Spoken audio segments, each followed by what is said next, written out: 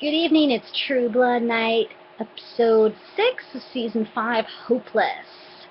And I'm gonna run through this, people, so strap it on, because there's a lot happens, okay? So let's giddy up. Alright, let's talk about the hospital, Russell Edgington. So Bill and Eric are there. The werewolves are the ones who knocked out Alcide, they're dragging him away. Alcide realizes that the werewolves are involved in helping Russell and whoever his counterparts might be, Salome. And JD, the Packmaster, is involved in that. And the authority shows up just as Eric's about to. He's thinking whether he wants to kill Russell or not. They're going to take Russell back to the authority. But first, got to get rid of all those witnesses, right? Because that's not good. What? So Bill and Eric are like, no, we'll glamour Sookie and Alcide. You can leave them. We're just going to glamour them. And then the authority guy goes and pretends he's going to glamour all the other witnesses, the people in the food chamber, as I'll call it. But later on, he kills them all. So they didn't really have a chance. They were going to be food. They died anyway. And I said, Doug, don't leave the pack. Now Doug's dead. Not a good idea. So, anyway, Bill gets to glamour Sookie, and Eric fully on glamours Alcide. Glamours him and adds a little don't touch Sookie, you're repulsed by Sookie magic in there. And Sookie, she didn't get glamoured by Bill. Either he didn't really do it, or she just doesn't get glamoured because she's a fairy. Either way, it didn't matter. So Alcide and Sookie end up back at her house, and Alcide doesn't remember anything. He just thinks that it was the fun drunk night they had. And Sookie goes to take his hand or touch his arm, and he recoils, and that's when she knows Eric did that. She's like, Eric! She knows he glamoured Alcide with some extra juicy stuff in there. So Sookie shows Alcide the memories, and he remembers everything again. And goes off to confront JD about the warehouse. While he's there, declares himself Packmaster. JD's not too happy about this. But basically Alcide needs a seconder, so somebody seconds him.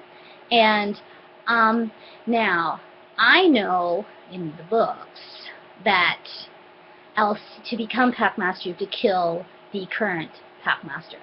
So I know that technically Alcide is the Packmaster, but because JD is the Packmaster, does he have to kill JD?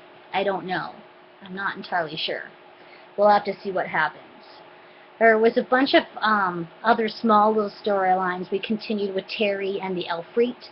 Patrick finally saw Elfreet. Terry finally told Patrick off, and Terry went to tell Arlene that he has to leave her because of the Lefreet, and she thinks he's off his meds. So we'll see what happens with Terry from then on. What else happened? The Sam and Luna storyline. Emma went running off to Marcus's mom, her grandmother. So Sam and Luna both arrived. They're in the hospital, and Grandma comes with Emma to show them she's okay. And Luna and Grandma kind of make a peace offering between the two of them to protect Emma because there are shifter killers out there. Not just shifter killers, as we're about to find out. But then Andy comes, of course, because he's part of the investigation. And Sam tells Andy he wants to help with the investigation. Andy doesn't want his help, but reluctantly agrees because Sam's going to do it anyway. So they hit up this vampire weapons store, like, to kill vampires. And the guy behind the counter is he's a little twitchy, especially when Sam's there. So he's like, I'm going to show you something, like one of the weapons. He gets down behind the bar, and Sam knows that the guy's going to shoot Andy, so he takes a crossbow and shoots him first. So he saves Andy's life. So there's a little bonding between Sam and Andy going on. Tara and Pam. Tara, Pam, Jessica Hoyt, we'll call that storyline. Basically, the fight was broken up by Pam. Pam and Tara had a little bonding in the back room because Pam was proud of her. And Jessica and Hoyt had another conversation where Hoyt was like, I know you still love me because you just tore me out away from Tara. Jessica's like, no, I don't. I don't. So Hoyt drowns his sorrows by getting a vampire to bite him and not caring if he's close to death. Just then, the truck full of Obama mask-wearing vigilantes shows up, shoots the vampire that's draining Hoyt, saves his life, and takes him into their van. We just saved you, man. Hoyt doesn't know where he is. He's like lost in space. What other little story was there? I think those were, oh yes, the other little story that happened was Lafayette's mom. So Lafayette went to visit his mom in the mental hospital, and she tells him all about how Jesus is talking to her, which is Jesus, of course.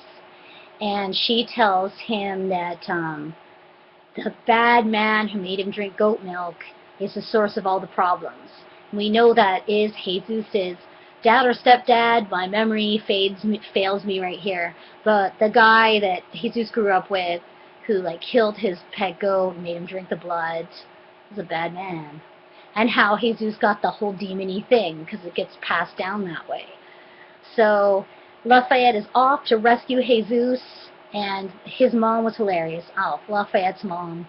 They gotta have more scenes with her. She is just crazy. I love her.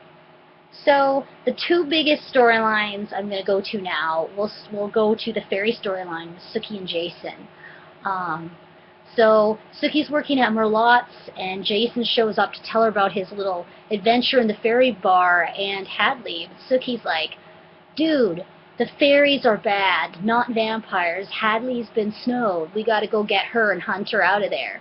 I'm really glad Hunter was mentioned today. That's Hadley's son. In the book, he's 5, so and can read minds just like Sookie. So let's see if that comes up in the series. That would be really cool. And so Jason takes Sookie to the field, and Sookie finds the fairy bar and easily enters it because she's more in touch with her fairy powers than Jason is, that's for sure. So they both get in there and find Hadley. They also meet Claude. Now, apparently Claude looked different to Sookie last time because she was actually in the fairy world where fairies are not nice looking. So there's this little debate between Claude and Sookie of what's appealing, fairies or humans. And Claude doesn't think humans are very nice looking. They have giant baby heads, apparently. It's like that. And Jason's like, what? So Claude explains that he's Claudine's brother, which I already knew, and that he kind of introduces some of his sisters, all with Claude prefixes, Claudette, Claudia, etc. That's how they're named. And so we get a little into the fairy world here, which I really, really like. Hadley shows up, and they're having a discussion about how Sookie's parents died. And Jason had previously had before this scene, he has a dream about his dad again, and his dream said, his dad says, the only thing you have to fear is, and he doesn't finish the sentence because Jason wakes up. I'm pretty sure he's going to finish this sentence with fairies, water fairies, because water fairies in the book, whatever, get mad at me for spoiling your lives or ruining your stories, whatever. It's not my fault that I'm literate. Basically, in the book, the water fairies are responsible for the death of Sookie and Jason's parents, not vampires, because they're warring with the cloud fairies. It's like a civil war between the fairies. So, Sookie gets told the story by Claude of how her parents died, that basically the vampire, okay, now let's paint this picture.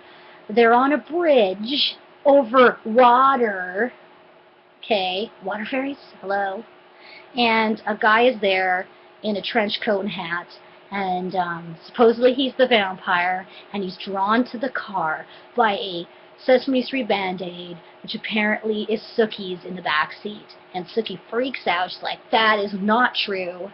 Well, it's not. This is all made up. I'm not entirely sure why Claude, who is a sky fairy, is telling this story. Because wouldn't he want them to know the water fairies are the best? Or does he know? I don't know. At this point, perhaps Claude doesn't actually know the truth. Maybe it's been kept from him. Maybe I don't know the truth. Maybe it's Russell Edgington. Who knows? Anyway, that's the end of that storyline. Oh, just as Sookie's yelling, all the fairies blast her. So she'll probably get kicked out again or transported to another dimension. I would love to see Niall show up, her great-grandfather, and explain this. Because he's the prince of the Sky Fairies, and he knows the truth. At least he does in the book. Okay, the other big story, what happens to Russell? So Russell goes back to the Authority along with Bill and Eric. Bill and Eric get de-eye-staked, which is great. And Roman is drinking some antique blood, and he's pretty high. He's happy Russell's been captured. Here's the problem with Russell's capture. Salome is interrogating him. Salome, we all know by now that Salome is the one that dug him out of the cement block. And after Eric has a chat with Roman about religion, again, he goes down to visit Nora and asks her, did you dig up Russell? And she's like, no, that Lilith's plan is it's all going to plan. Russell will die or somebody will die. Now, Eric kind of keys in that Salome is a part of this business and that all is not what it seems. So we cut to the execution of Russell Edgington. He's wearing an eye stake, and Roman's all in his face, like knowing what he's talking about, like thinking he's got this guy. But you know if Salome had anything to do with hooking that eye stake up, Russell's not going down. And sure enough, at the very end, Russell, Roman goes to push the execution button. Russell doesn't die. Russell comes with his stake, and he's like, into Roman. And we see Roman's head go all weird. Now, does Roman die and explode, or does someone save him? We don't know. Salome is working her magic, her sanguinist little cult group, and Eric and Bill, they don't want anything to do with this business. They're just in there. So what might happen next week, I don't know if Roman really dies. I'd like him to, because I'm tired of his religious speeches and his tight Nike shirts. But, you know, Russell Edgington says to him at one point, you're just as annoying as you were in the Renaissance. Like, yeah, I find Roman very annoying. I don't know how many people are in on Salome's thing. Maybe it's all of them. And Roman's the only one who's not. Not entirely sure, but Bill and Eric will have to save the human race. That's just how it's going to have to happen. Because Russell is going to probably take over the Authority as Supreme King. Because that's what he does. Will Sookie find what will happen with the fairies? I don't know, but I really like the fairy storyline. I'm really into it. So, until next week, later.